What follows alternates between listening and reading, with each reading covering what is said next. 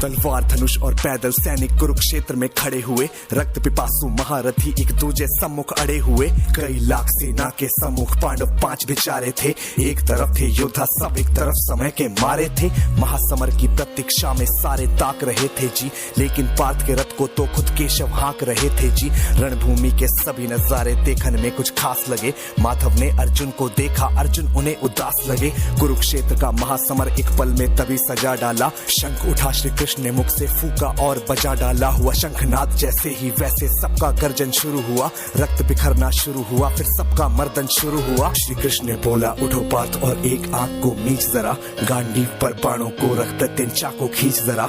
आज दिखा दे रणभूमि में योद्धा की तासीर यहाँ। इस धरती पर कोई नहीं है अर्जुन जैसा वीर यहाँ। इस धरती पर कोई नहीं है अर्जुन जैसा वीर यहाँ। इस धरती पर कोई नहीं है अर्जुन जैसा वीर यहाँ। इस धरती पर कोई नहीं है अर्जुन जैसा वीर यहाँ। इस धरती पर कोई नहीं है अर्जुन जैसा वीर यहाँ। सुनी बात माधव की तो अर्जुन का चेहरा उतर गया। एक धनुर्धारी की विद्या मानो चूहा कुतर गया। बोले पार्थ सुनो कान्हा, जितने सम्मुख है ये खड़े हुए, इन्हीं सभी से सीख सीख कर सारे भाई है बड़े हुए। उधर खड़े हैं भीष्म पितामह, मुझको गोद खिलाते थे। गुरु द्रोण ही धनुष बाण का सारा ज्ञान सिखाते थे। सभी भाई पर प्यार लुटाया कुंती मात हमारी ने, कोई कमी ना छोड़ी कभी थी उस माता गांधारी ने। ये जितने गुरुजन खड़े हुए हैं सभी पूजने लायक हैं। माना दुर्योधन दुशासन थोड़े से नालायक हैं। मैं अपराध क्षमा करता हूँ बेशक हम ही छोटे हैं, जैसे भी हैं आखिर माधव सप्ताऊ के बेटे हैं। इतने से भूभाग की खातिर हिंसक नहीं बनूंगा मैं, स्वर्ण लगाकर अपना कुल विध्वंसक नहीं बनूंगा मैं। खून सने हाथों का होता राजभोग अधिकार नहीं, सबको मार के गद्दी मिले तो सिंहासन स्वीकार नहीं। रथ पर बैठ गया अर्जुन, मुंह माधव से था मोड़ दिया। आंखों में आंसू भरकर गांडीव जो हाथ से छोड़ दिया।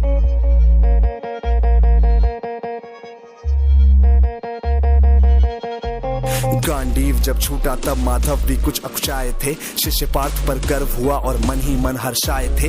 मन में सोच लिया कि अर्जुन की बुद्धि न सकने दूंगा। समर भूमि में पार्थ को कमजोर नहीं पड़ने दूंगा। धर्म बचाने की खातिर फिर नव अभियान शुरू हुआ। उसके बाद जगत गुरु का गीता ज्ञान शुरू हुआ। एक नजर में रणभूमि से कणकण डोल गए माधव। टकटकी बांध के देखा अर्जुन एकदम बोल गए माधव। हे पार्थ मुझे पहले बतलाते, मैं संवाद नहीं करता। तुम सारे भाइयों की खातिर कोई विवाद नहीं करता। पांचाली के तन पर लिपटी साड़ी खींच रहे थे वो, दोषी वो भी उतने ही हैं जबड़ा भींच रहे थे जो। घर की इज्जत तड़प रही कोई दो टूक नहीं बोले। पौत्र बहू को नग्न देखकर गंगा पुत्र नहीं खौले। पौत्र बहू को नग्न देखकर गंगा पुत्र नहीं खौले। पौत्र बहू को नग्न देख क्यों गंगा पुत्र नहीं खौले। तुम सब बताओ यार, कोई जवाब देगा इस बात का?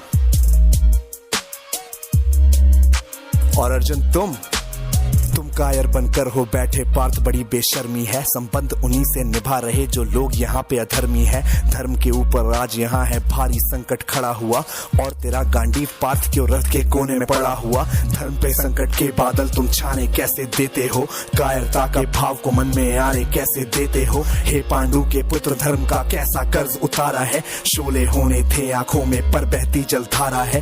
धर्म धर्म की गहराई में खुद को नाप रहा अर्जुन। अश्रुधार फिर तेज हुए और थर थर कांप रहा अर्जुन। हे केशव ये रक्त स्वयं का पीना नहीं सरल होगा। यदि विजय हुए तो भी यहाँ जीना नहीं सरल होगा। हे माधव मुझको बतलाओ, कुल नाशक कैसे बन जाऊं। रक्त सिंहासन लाशों पर मैं शासक कैसे बन जाऊं। कैसे उठेंगे कर उन पर जो कर पर अधर लगाते हैं। करने को जिनका स्वागत ये कर खुद भी जुड़ जाते हैं। इन्हीं करों ने बाल्यकाल में सबके पैर दबाए हैं। इन्हीं करों को पकड़ करों में पितामह मुस्काए हैं। नोक जो अपने बाणों की फिर इनकी ओर करूंगा मैं।